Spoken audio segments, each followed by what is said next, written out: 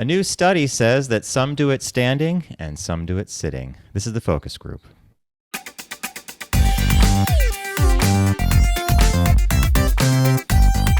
They're all business, except when they're not. It's the Focus Group with Tim Bennett and John Nash.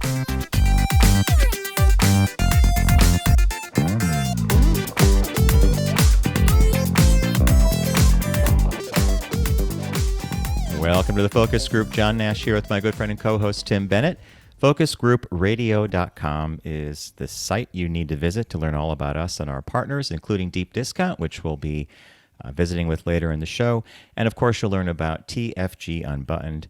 That's our Tuesday podcast. And if you already are a part of the audio streams on Spotify, Pandora, Apple Podcasts, etc., it's probably already in your feed. So we like to say follow it. We used to say subscribe, but then subscribe sounds like you got to pay for it. So follow us at Focus Group Radio. Because you could subscribe at YouTube, right? And you don't have to pay. That's correct. Yeah, there's all these different language things. So Tim, I'm at our country place, and I'm sitting in front of a poster, and it's a French version of a poster for the movie called The Big Clock, which, as you noted a few shows earlier, was the only pick that flick that people didn't get. I mean, didn't it come out in 1920 something, or was it? No, it was the 40s or 50s. Oh, it was that old. It was that young. Ray Milland. It was I don't know why I thought it was young. Le Grand Horologique. Yeah.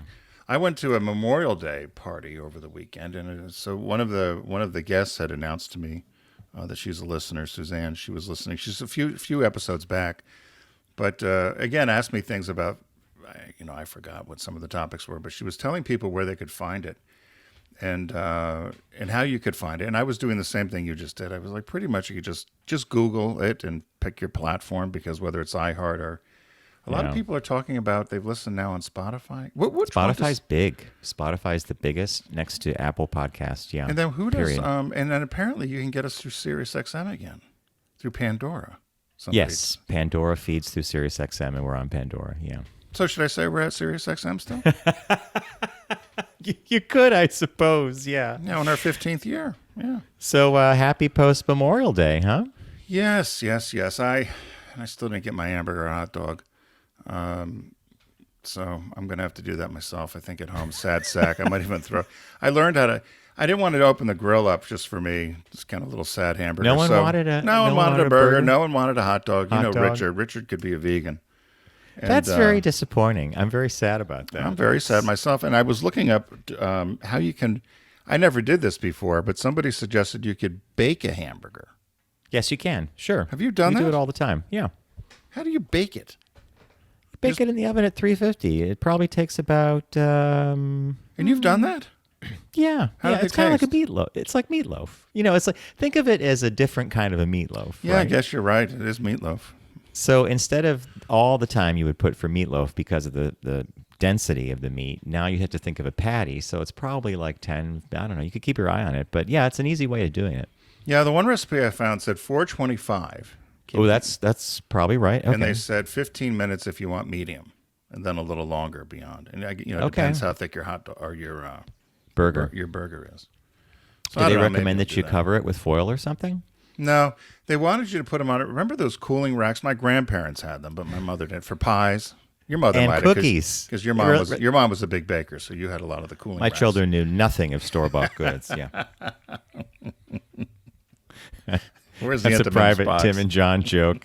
Was that the year you wanted to get my mom a marble, rolling like pin? some kind of marble baking board or something? Well, because we were walking in your backyard and there was all that rhubarb. She goes, "Oh, rhubarb's my favorite. My rhubarb pie. People rave about it." And I said, and having been to your house 1,000 times, I said, and I still called your mom Mrs. Nash, even though she was remarried. I said, I don't ever remember having any sort of thing. Oh, yes, of course, my children knew nothing of store-bought goods. I was like, there was never any homemade strawberry rhubarb pie that I could remember. Do you? And then Tim says to me quietly, he goes, I only remember Entenmann's boxes. Well, that's, but neither. That's what we did. Yeah, but that was what you did. But I thought it was so funny because she was so adamant about the fact that, God forbid we have you have store-bought goods, which was Especially if they were baked goods. Yeah, there's a history in our family that goes back to my mom's mom. She was a baker. Nana Was she? was like, well, whenever she came to visit, it was cookies and Yeah. pies, and we would help out. We loved it. We loved it. Yeah. yeah. No, so I just thought that was funny. I'd like to try to make. I found a whole bunch of recipes from my grandmother of Christmas cookies that probably haven't been made in 30, 40 years, and I thought of maybe trying to resurrect that. But do you guys make Christmas cookies? Bob, sometimes when the mood hits him, he'll do sugar cookies, and we Right. have all those stars and Oh, the gingerbread spritz thing, shapes. that spritz gun. Yeah, and all my that stuff. personal thing is if I were to bake cookies at Christmas, I want gingerbread. I don't. you I want do? something I Okay. can't get during the year. I love gingerbread. Do Yeah. you? I should let our friend Kathy know. Kathy who she was the licensed marriage therapist that we had on back in Yeah. the day. She makes the most incredible gingerbread bread. It's moist, which is hard to find. And my dad used to love it, and every Christmas she'd give me one to take home. But I'll have to let her know because she's always she makes a bunch of them. She and Rick, and they should be sold commercially. I mean, they are unbelievable how good they are. Do you know, there's only if you go by the baking section in any grocery store, I've only ever been able to find one mix. I think it's Betty Crocker For gingerbread? for gingerbread. It's Well, I'm not on even this like they now. I'm make going to make a organic note. or- I'm going to make a note for Kathy because John, one loaf. John, and I love it too. And my mom's not a huge fan. My dad certainly was, and Matthew used to love it. But I'm going to ask Kathy about Kathy. the gingerbread. Yeah. Hey, if you're new to the show, you're going to hear Tim and I catch up, and then we do a little segment called Caught Our Eye, followed by a visit with our partner, Deep Discount. This week, we're on the road to Pride. We have a segment with the executive director of Outright International, a very cool and interesting organization we think you'll really enjoy hearing about. The executive director's name is Neela. And then we have a quick break, and we're going to have business birthday. And I like the birthday. Well, I always like birthdays. They surprise me because Tim, I don't know where Tim gets these things from. But hey, Tim, without further ado, what caught your eye? What caught your eye? Here's what Tim and John found. So there were a number of things. I was going to mention all of the, there's all the kerfuffle going on with Target and whether Target should say Yeah. something more than what they're saying, right, related to the boycott. The ridiculous pride. So now, yeah. now you've got not only the right wanting to do the boycott, but the left doing saying, it as well. they yeah. need to step it up. So who knows how that's going to transpire this week? We'll see. But as I was reading that, this story popped up, and while it seemed to be just local, as I read it, it seems to be an issue across the country, particularly at big transit hubs. And so I was wondering whether you're experiencing this in Manhattan. So the headline is, at Philadelphia's 30th Street station, the last newsstand stopped selling newspapers. So for anybody, the Philadelphia 30th Street station is the Amtrak train station, and it is beautiful. It's classic. It's classic. Yeah, Beautiful. it opened in 1933. It's the third busiest. Gets about 4 million people through a year, and it's where you would connect if you were going to Manhattan or to D.C., Baltimore, whatever. So, but it's a wonderful, wonderful station, and had 3 or 4 different newsstands in there. And finally, the last one, as the headline says, they put up a sign on the outside and by the register that said no newspapers. And the newspaper stand is owned by a company called Faber, which runs a lot of these booksellers and newsstands that you would see at transit hubs, particularly in New York. There were 2 of them right near where we would get the train, the newsstands there. And they had stopped selling newspapers, they said, in Manhattan a while ago at some of these Faber locations. Did you Yep. realize that? Yeah. It's, there was a time when there were people that were hired specifically at the end of the day to go around Grand Central and Penn Station and some of the other big areas to pick up discarded newspapers because Right. you'd pick one up for the train, right? Yeah. So they said they stopped. While they stopped selling newspapers, they still are selling. They're still Magazines. stocking and selling magazines, some periodicals, books, snacks, greeting cards, travel trinkets. But the sole newspaper, particularly local papers, are no more. They said the explanation was a very simple one, that nobody was buying them. And they said if they did, they would sell less than a dozen papers a day.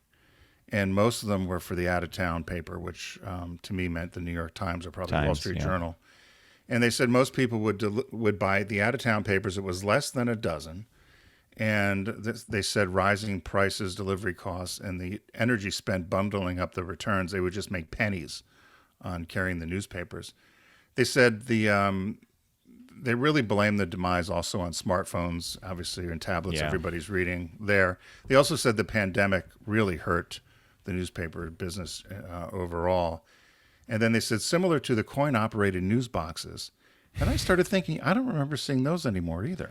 So those have gone away. Tim, there was a couple in town, and they're gone now. Like I remember, it's the kind you put the quarter in or something, and the lid, the glass lid pulls open. Yeah. Yeah.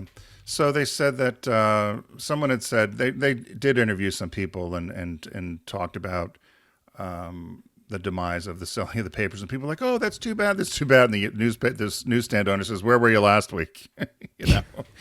And so they said that right. They said the days of you looking across the station, like in the 40s, 50s, 60s, 70s, whatever, and people with everybody with a newspaper in their hand, are days gone past. They said it's like something out of a movie. And one person quipped that it's what most people are sad about is just another part of the old way of life in the city that's changed. And then someone said, "What good's a newsstand without a newspaper?" Yeah, and that was kind of the end of the it's like almost story. The goodbye analog, right? Yep. Like you could, and newspapers, you could kind of randomly look at headlines, flip through to your favorite section. Yeah. Well, the other thing about the 30th Street station that I was really disappointed about, they were one of the last stations in the country that had, and listeners, you'll know when I do this, that one of those train boards where the numbers are, And that's how you knew there was an update. Yeah. Somebody actually suggested they get when an update happened on the electronic board, because it just happens quietly. Somebody suggested that they pipe in the sound, that somebody would hit a button there when they were updating. I wish they would. Penn Station had one of those, and people desperately tried to rescue it when they when they did the conversion. It turns out there's a company in Italy that used to make these train board things. Right, and they're serviced now in Harrisburg, Pennsylvania. So I read up about the board. The board and the one in New York have ended up in Harrisburg for refurbishing. And they were going to put them either in the Smithsonian or some museum, but they've decided, I believe, they're going to place them back in the stations on display. They won't be used, but they'll be back that was the talk of putting them back in the stations somewhere in almost like an art installation where people could see them, and because people do miss them. They were great. I don't know why. If it wasn't broken, why fix it? Well, and if they're going to put them as a display in the station, why not just have Use them be again. Operating boards, right? Yeah. I love those boards. Yeah, I did too. Well, as I teased at the beginning of the broadcast, sit or stand, there's people do surveys for everything, and this latest one is, do men sit or stand when they pee?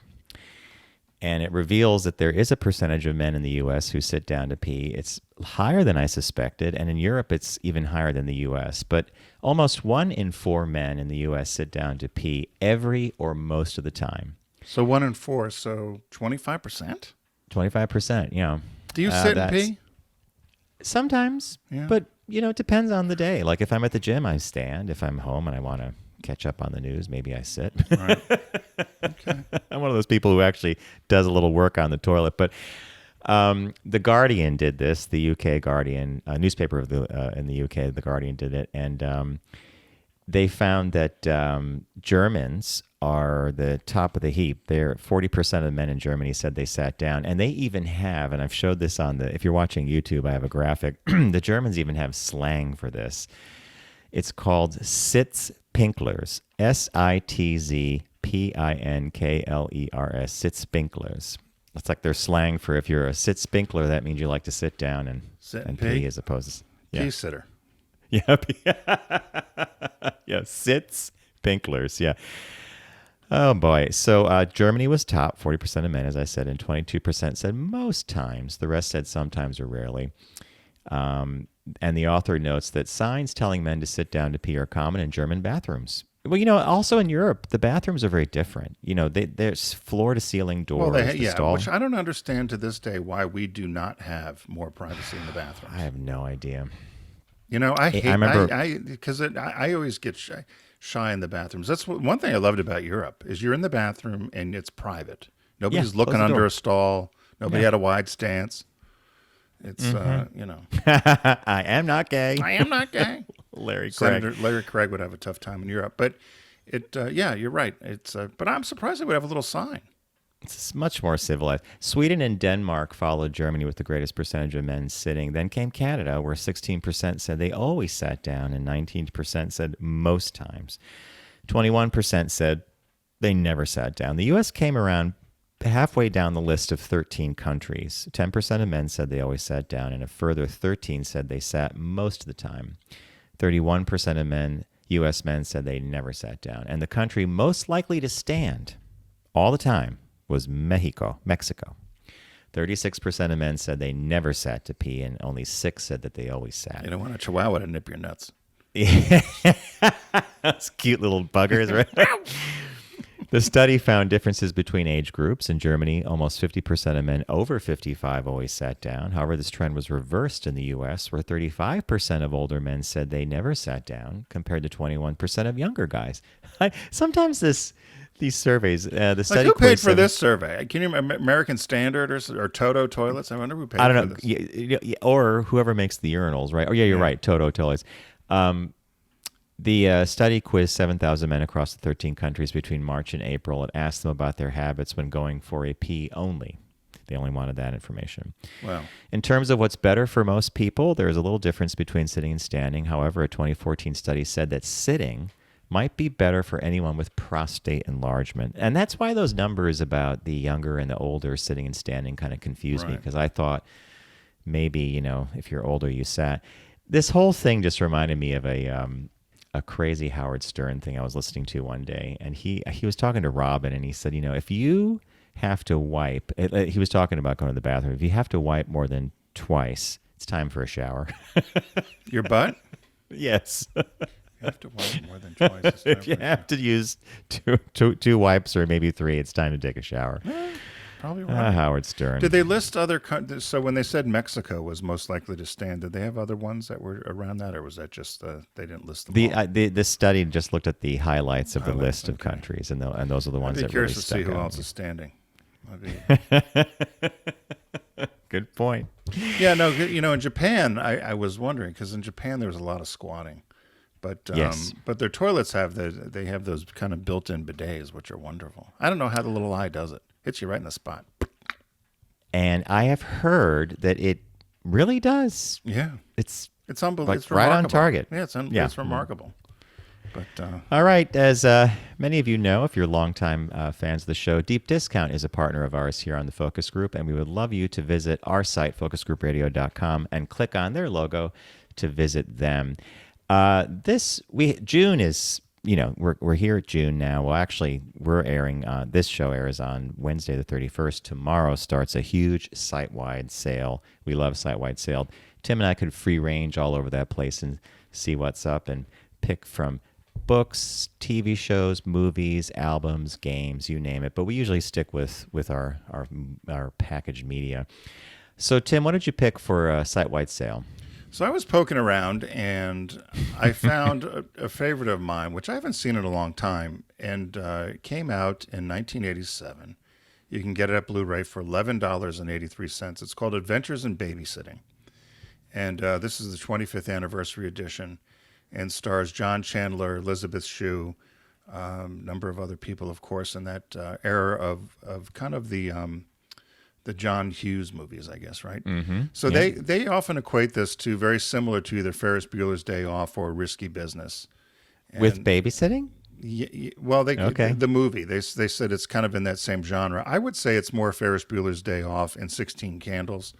I'm not so sure I would say Risky Business, but Okay. they threw Risky Business in. The interesting thing, Elizabeth Shue, she was a Harvard student at the time when she auditioned. There were 150 women that auditioned for the lead role. And Paramount Pictures at the time was going to do the movie. And they said that they insisted that Molly Ringwald play the lead. Interesting. And Interesting. But then another company came in with the dollars, $300 million. It was a Disney affiliate. And so it was opened up to 150 auditions that came through. They said even Bertinelli, Valerie Bertinelli. Valerie Bertinelli. She even auditioned. But they Wow. picked Elizabeth Shue, who was an unknown. It was a student at Harvard. And it's just a fun, lighthearted movie where typical, she's babysitting, something happens, a friend calls, I'm at the police station, you need to come get me. She's got to take the kids with her. A younger kid that's prepubescent, 14, 15-year-old that has a crush on the babysitter, and then chaos ensues.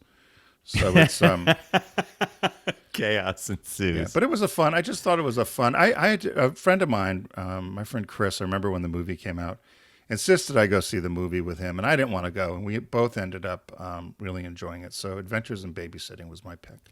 Excellent pick. All right, I picked something different because it's been coming up on a couple of news feeds. There was a show that HBO ran a while ago called Looking. And yeah. It only lasted one season. People, I think, unfairly compared it to Queer as Folk, the U.S. version. Bob and I enjoyed it, and there was a Looking movie that kind of tied up the loose ends. I really enjoyed it, too. I thought it was well done.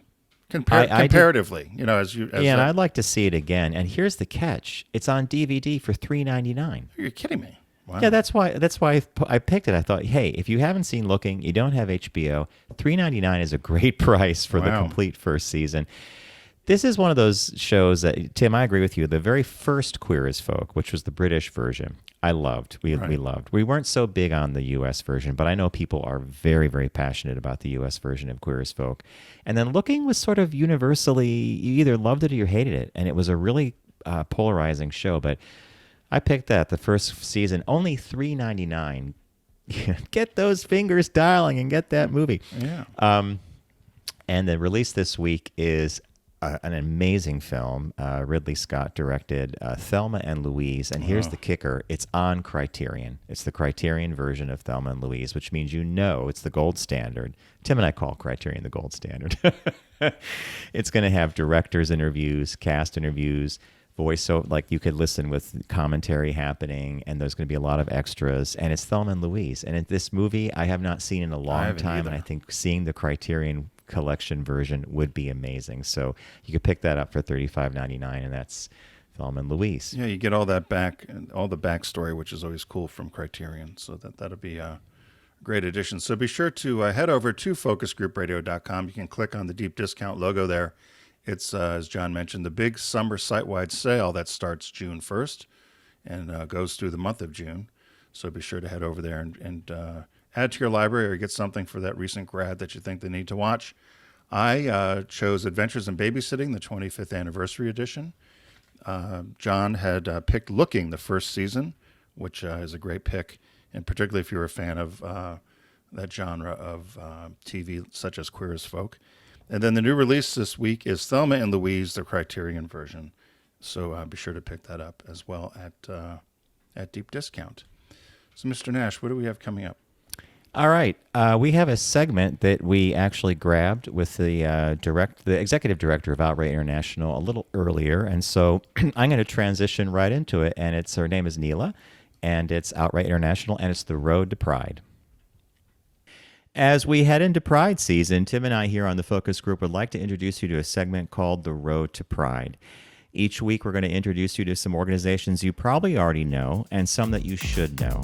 So buckle up, stay tuned, and it's time for The Road to Pride.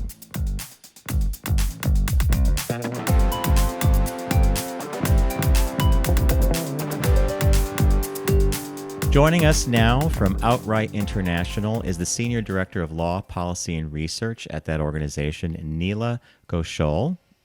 Welcome to the show. Thank you for having me. Neela, Tim and I are actually marketing and advertising guys, and we love to kind of get things down into little bits and bytes. What would you say if I said, can you give me like the elevator pitch or the description of Outright for our listeners? Something like, Outright International, like what's the elevator pitch for that? Sure. Outright is a global LGBTIQ human rights advocacy organization. And we work with local LGBTIQ movements everywhere in the world to help them advance their own goals in pursuit of equality and inclusion.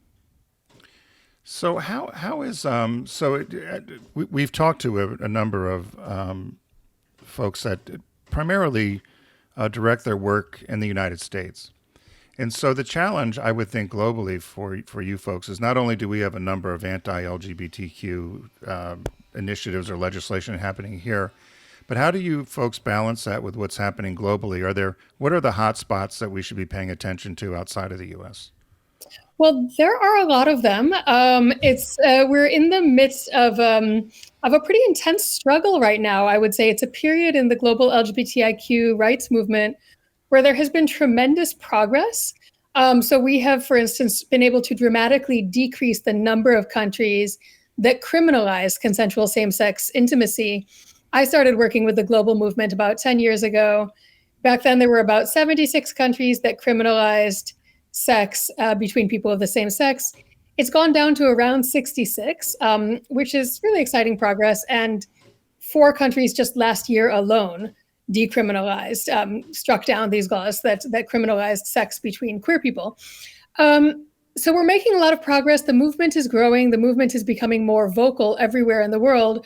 And at the same time, there are really hostile and aggressive forces that are pushing back against these gains and trying to put into place new legislation or new policies that really strip away all the rights that we've fought for. I'm sure you've heard a lot about Uganda. Uganda's been in the news a lot recently because right now, sitting on President Museveni's desk is the most hostile piece of anti-LGBTQ legislation that probably exists anywhere. It includes the death penalty for some forms of consensual same-sex conduct.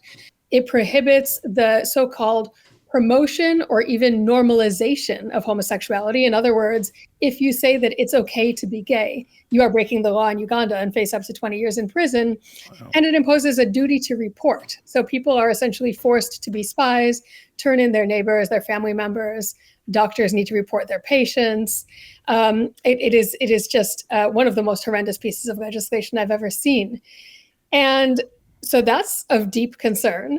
And Uganda isn't alone. We have other countries like Kenya and Ghana that have had really active movements and that now, kind of to resist those movements, are also contemplating legislation that would put into place new penalties for advocating around LGBTIQ rights or for speaking out, or even in Ghana for presenting yourself as an LGBTQ person.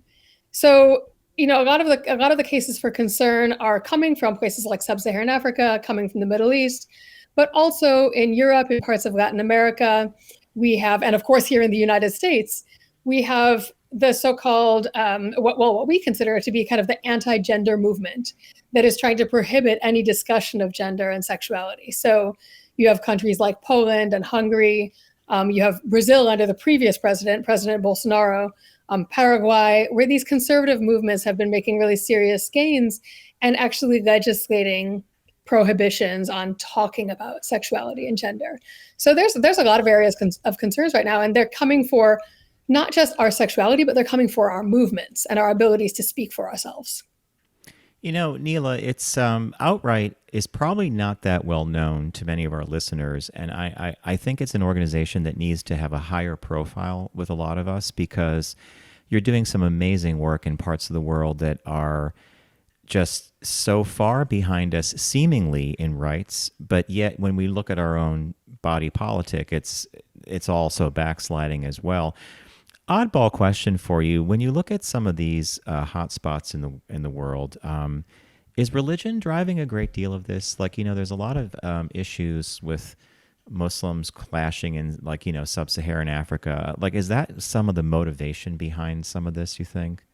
There's certainly kind of fundamentalist interpretations of all religions, and that applies to Christianity, Islam, Hinduism. In all cases, you have extremists who are advancing the idea that this is not part of our religion, this isn't acceptable.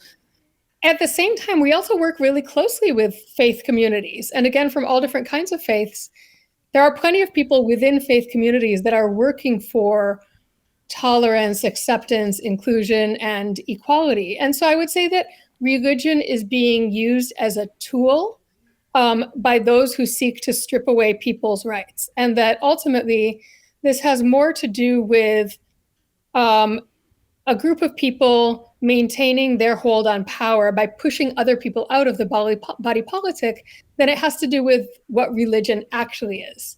So, but certainly it's used, it's mobilized, and a lot of people around the world are going into the mosque or the church and hearing sermons every week about the horrors of homosexuality and or of being transgender. And this is something that we really need to fight against.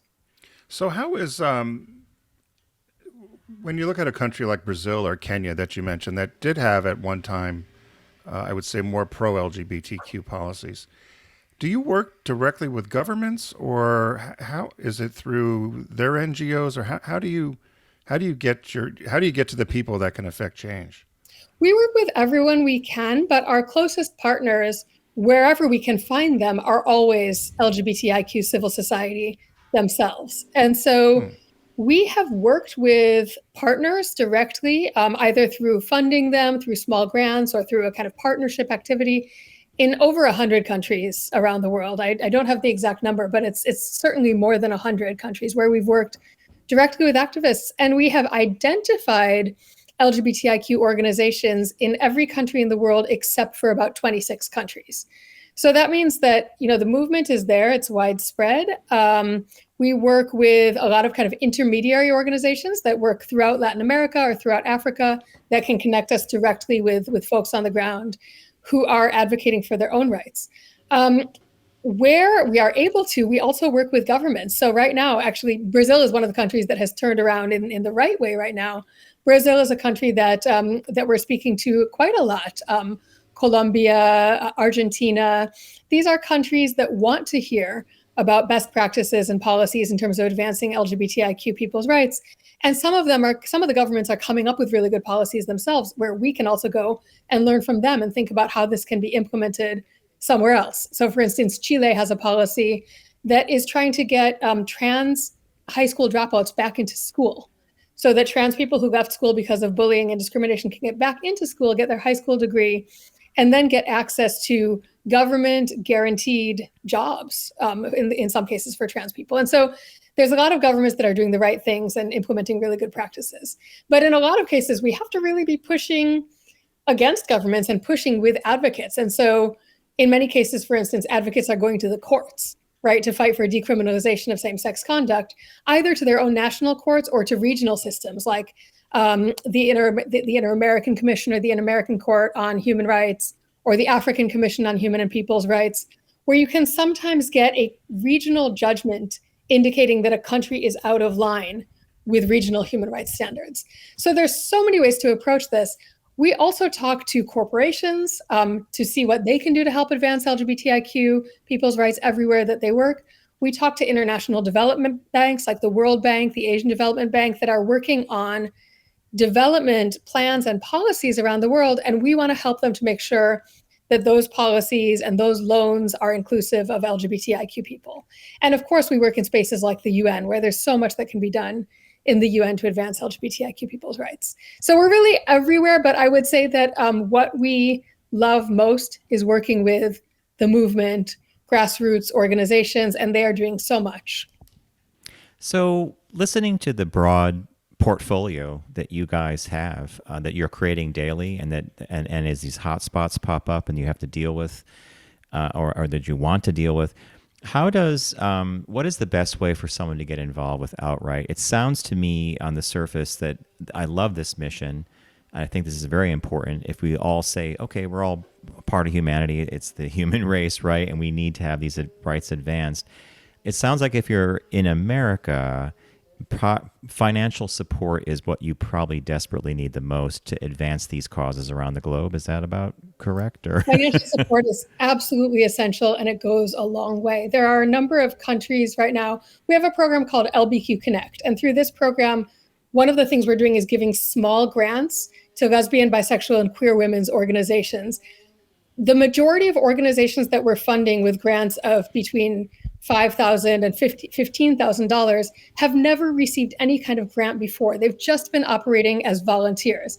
And so $5,000 can mean a huge amount to an LBQ organization in Zambia, for instance, or in Honduras. There's a lot that can get done. And so, a little bit of support goes a long way.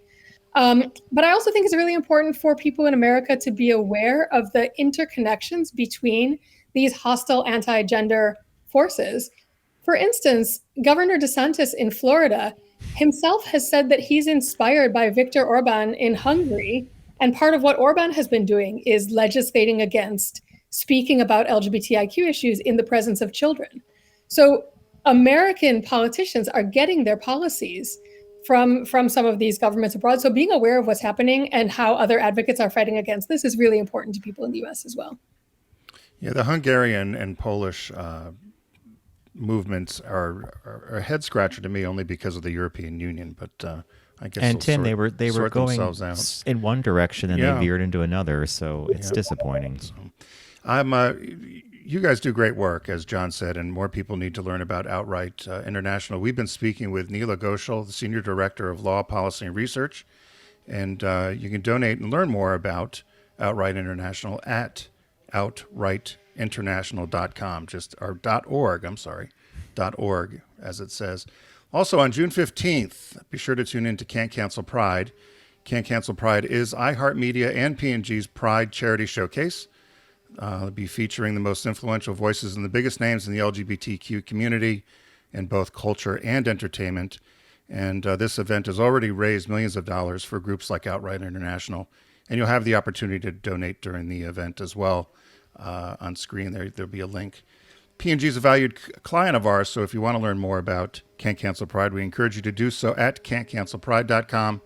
And as always, you can learn more about us in the focus group at focusgroupradio.com. It's a lot of .coms, John. .coms, .orgs. So the only dot anything you need to care about right now is outrightinternational.org. Outrightinternational.org. And everyone, please stay safe and healthy on the road to Pride. Thank you, Neela. Thank you so much.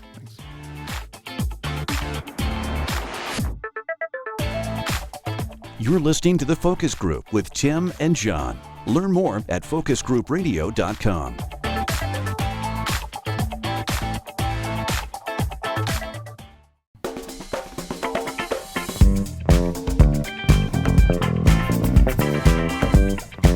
Now back to The Focus Group with Tim and John.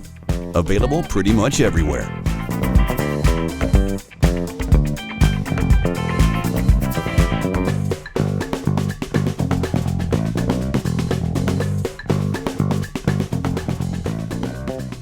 Welcome back to the Focus Group. John Nash with Tim Bennett. FocusGroupRadio.com is the site to learn all about us, our partners, including Deep Discount, who we visited with earlier in the show. And you can learn about TFG Unbuttoned, which is a Tuesday podcast. And if you're already streaming the audio via Spotify, Pandora, and as Tim said earlier in the show, perhaps SiriusXM, where our show started, you can find the Focus Group with Tim Bennett and John Nash there. So without further ado, Mr. Bennett, I believe we have a business birthday. Everyone does celebrity birthday greetings, but the Focus Group is the only show in the universe that celebrates business birthdays.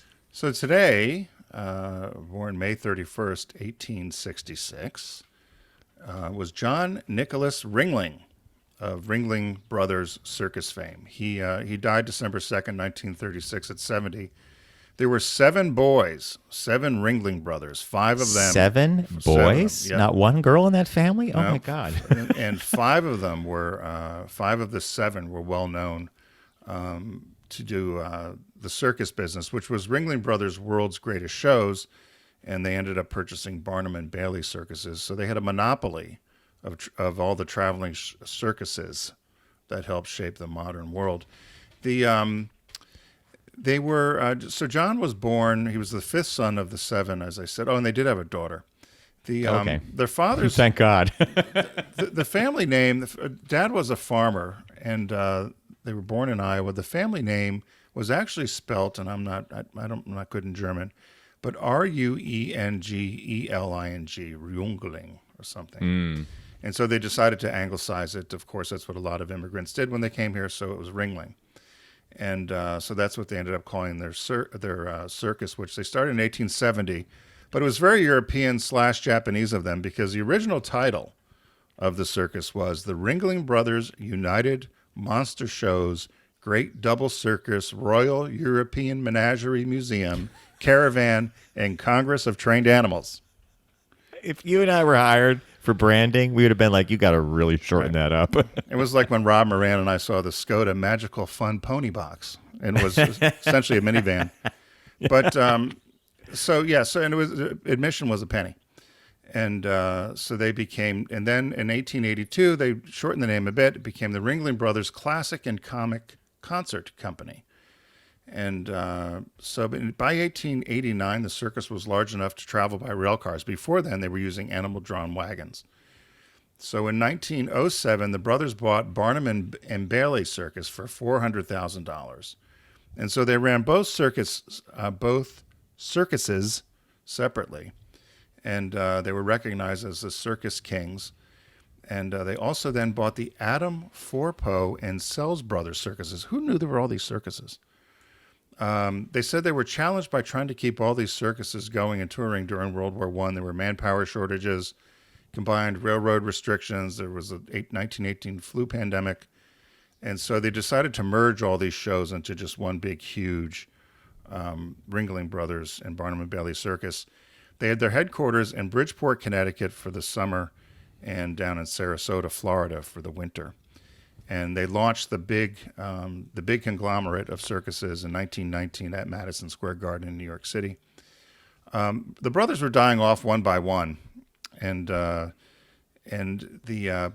while the circuses were successful, they invested and did a lot of development work in Florida, particularly Sarasota, and they were often credited with all the development that happened around that area of Florida. They also owned a number of railroads, oil fields, ranches, and a lot of artwork, particularly European artwork. And at one time, John Ringling, of all the brothers, was the most wealthiest person on earth, with a value of somewhere around $500 million. Back in 19-something, right? 1933. Yeah, that could be word. That would be billions today, I guess. Yeah. And he ended up in 1929. So during when the Great Depression happened and all the issues, they bought. I'll just count them instead of reading them all. But there are 1, 2, 3, 4, 5, 6, 7, 8, 11 or 12 other circuses that were about ready to go out, and they bought them for $1.7 million, which is equivalent to about $26 million today. And so they owned all the major traveling circuses in America. What is unclear to me is they said there was a bankruptcy filing that happened. So one of the creditors, they had loaned money to somebody in Manhattan, $1.7 million. And the person, and he put up for collateral the circus and circus stock. And the guy who John Ringling lent the money to, William Grieve, filed for bankruptcy, and his New York investors called in the note, and he ended up having to give up the circus, if you can imagine. Wow. So they said essentially he and then he couldn't make his interest payments, which they were $18,000 a month on interest. So when he died, having been the most wealthiest man in the country, he died with $311. Are you serious? Yes. So he went from the wealthiest man in the captain world of industry to pauper. Right. And so I didn't really dig into a lot of it, but they said this banker really screwed him, essentially, in the family. The kids had been left some of the assets because he was able to get back on his feet. He was very sick.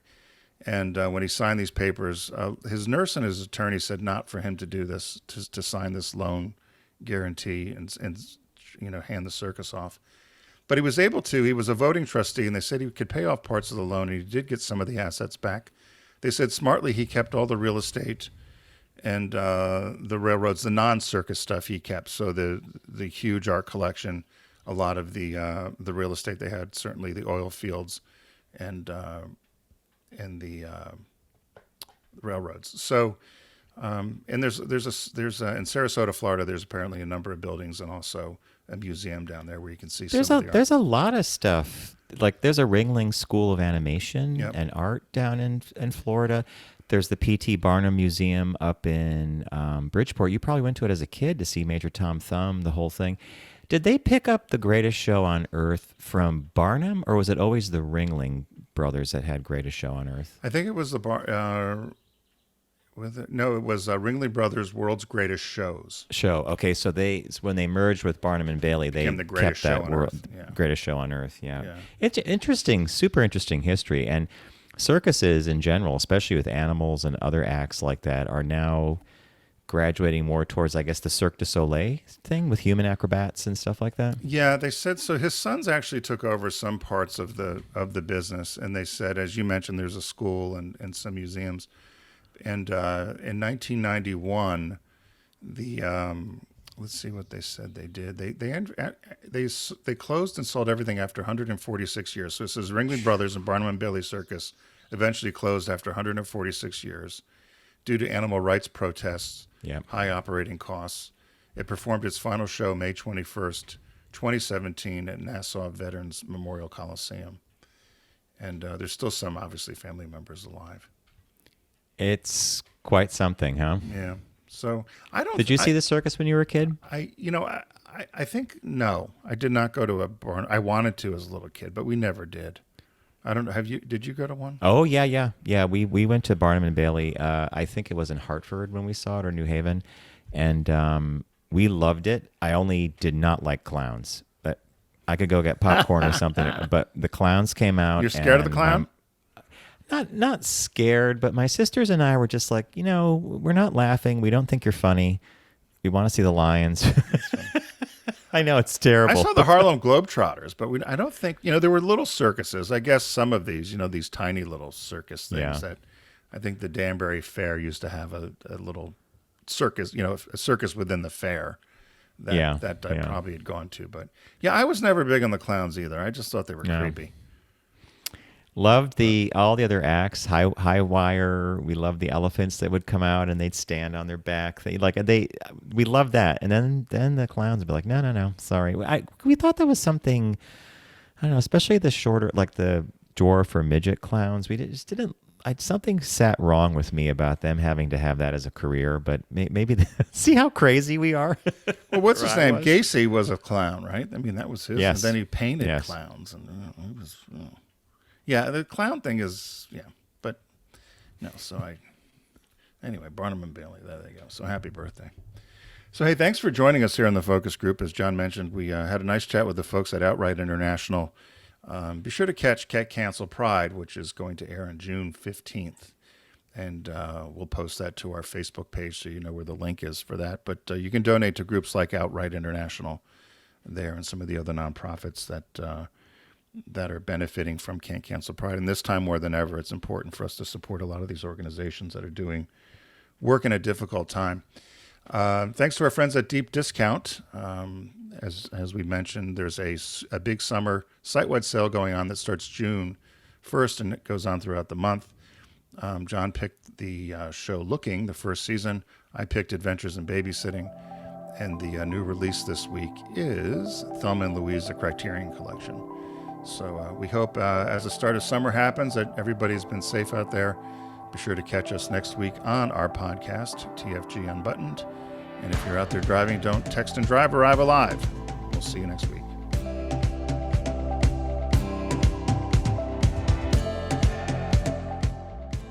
It's The Focus Group with Tim Bennett and John Nash. Accessible on all platforms. Subscribe, like, and rate us on your platform of choice. Learn more at focusgroupradio.com. That was a stunning focus group.